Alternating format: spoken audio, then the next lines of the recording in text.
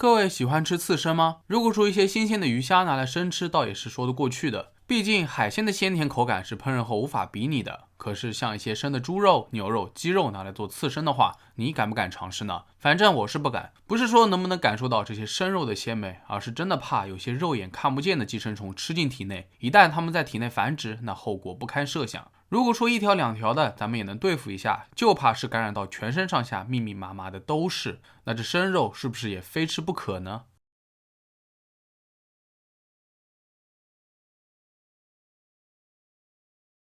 长期以来，雷切尔·帕尔马一直都被失眠困扰，他一睡着就会做噩梦，时不时还会出现幻觉，本以为是精神压力过大导致的。2018年1月，他的症状急剧恶化，年仅42岁的他，双手开始出现轻微颤抖，连咖啡杯都拿不稳了。不仅如此，雷切尔开始记不住单词，发展到后来，他根本就没有办法用短信沟通，只能直接打电话解决。另外，雷切尔的同事也发现不对劲，他上班时常忘记带制服，他还时常把自己锁在门外，进不去家门，甚至还试图联系已经去世多年的亲人。很显然，他应该去看看医生了。就这样，雷切尔辗转看过很多家医院，都不知道发生了什么，直到他预约了纽约市西奈山医院的一名专家，对方是神经外科首席住院医师拉苏利。通过一系列检查，医生指出，在靠近语言中枢的左额叶上有一个病变。根据其形状以及磁共振检查中的表现方式，基本可以得出结论：雷切尔患有恶性脑瘤，必须尽快做手术切除。这一噩耗让所有人都非常的震惊。雷切尔才刚结婚，正准备开启人生新篇章，却被癌症盯上了，还是相当致命的脑癌。2018年9月，一切准备就绪，雷切尔接受了切除手术。然而，当医生们打开他的头骨，迟迟没有找到脑肿瘤，反而看到了一个类似于鹌鹑蛋的东西。在场的所有医生都懵住了。拉苏利医生只好先将它取了出来，放在显微镜下进行仔细观察。原来这个东西切开后，里面竟然是一条小的绦虫。话说，如果换作是别人得知自己大脑里感染了绦虫，那肯定是晴天霹雳的。但雷切尔恰恰相反，他反而松了一口气，好在只是条绦虫，并不是什么癌症。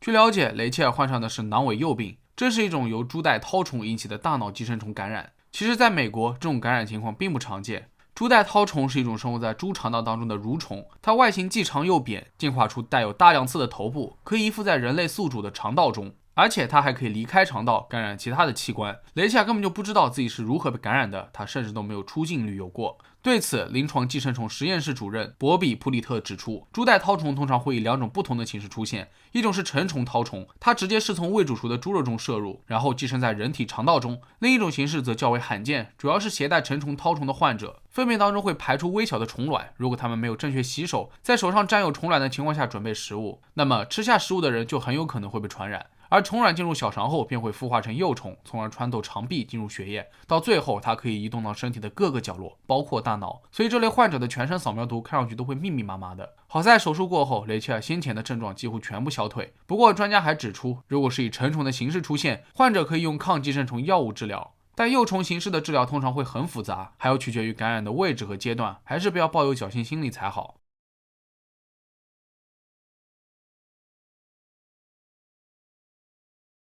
那这里简单的科普一下，囊尾蚴病又称囊虫病、猪囊尾蚴病，是由猪带绦虫的幼虫寄生于人体所致的寄生虫病，而人是猪带绦虫的唯一宿主，因此感染这种寄生虫的患者也是唯一的传染源。不知道大家有没有听说过米猪肉？这可不是什么猪肉的新吃法，指的就是寄生有囊尾蚴的猪肉。这种猪肉被切开后就能看见乳白色半透明的囊状物，像米粒一样，所以被称作为米猪肉。当人类食用了生的或者未煮熟的含囊尾蚴的猪肉，就会感染这种寄生虫。然而，患有囊尾蚴病的患者症状都是不尽相同的。有人可能在感染几个月或者几年后，皮下出现囊肿，属于皮下及肌肉囊尾蚴病。随着时间的流逝，有的硬块还会变得又肿又胀，最后大多数钙化的囊肿会自行消退。有人就是脑囊尾蚴病，就好比雷切尔的情况比较特殊，直接影响到了大脑，会出现头晕头痛、神志不清、四肢麻木、抽搐等神经系统症状。还有的人是眼囊尾蚴病，因为囊尾蚴也可以寄生在眼睛附近，患者会出现视力障碍、视网膜脱落、白内障的症状，甚至还有可能会失明。当然，也有人可能感染很多年都不会有任何症状。虽然猪带绦虫在世界各地都有，但感染病例通常出现在以猪肉为主食的区域，就比如墨西哥、拉丁美洲、中国以及东南亚等国家，患病率较高。根据一项数据显示，截止到2010年，每年囊尾蚴病在全球范围内造成约1200人死亡。当然，在发达地区，肉类检疫更为严格，卫生条件及设施更好，很少会出现囊尾蚴病传染。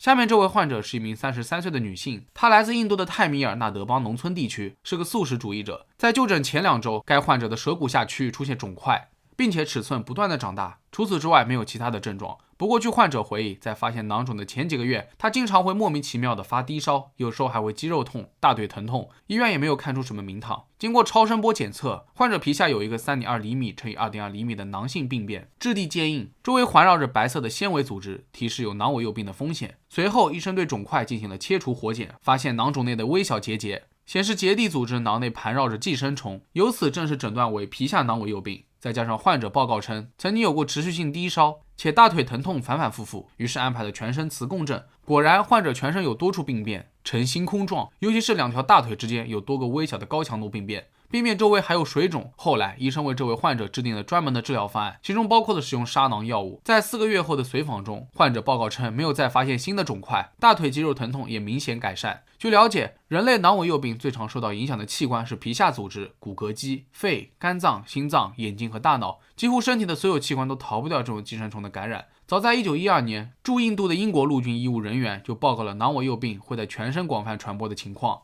1926年，有一名英国士兵患有癫痫发作，精神迟缓，肌肉肿胀，且皮下长有结节，这很有可能是第一例全身散播性的囊尾疣病。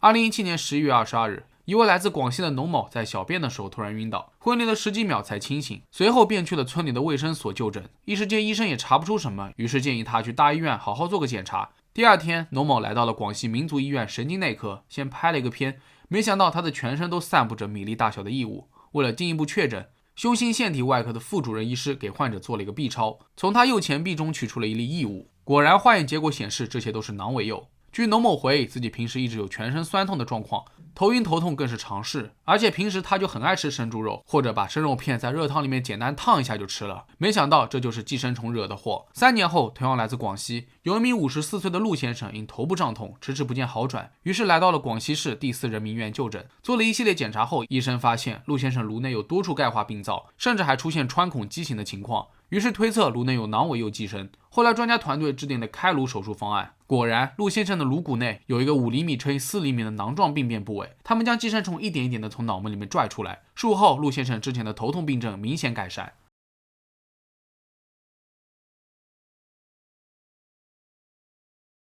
要想避免感染囊尾疣病，有专家指出，首先要改掉不良的饮食习惯。猪肉当中的囊尾疣在54摄氏度下烹饪5分钟就能被杀死，所以切勿过分追求原生态的风味，从而增加感染风险。另外，避免饮用生水，熟食和生食的菜板、菜刀也要分开，以防误食虫卵。其次是务必从正规渠道买肉制品，未经检疫合格的猪肉一概不碰。最后就是保持良好的卫生习惯，饭前便后要认真洗手，杜绝病从口入。所以不管去哪里旅行，如果碰到当地特色的生食美味，大家还是要谨慎选择。当然肯定会有人说，这些食物当地人从小就这么吃的，不也好好的吗？话是这么说没错了，但如此生猛的吃法，外来味保不齐就会中招感染，到时候追悔莫及，实在是得不偿失。那么好了，本期视频到这就结束了。各位有生吃过猪肉的经历吗？可以在评论区下方留言。如果觉得视频做得还不错的话，也别忘了点赞、收藏和关注。我是正正，咱们下期视频再见吧。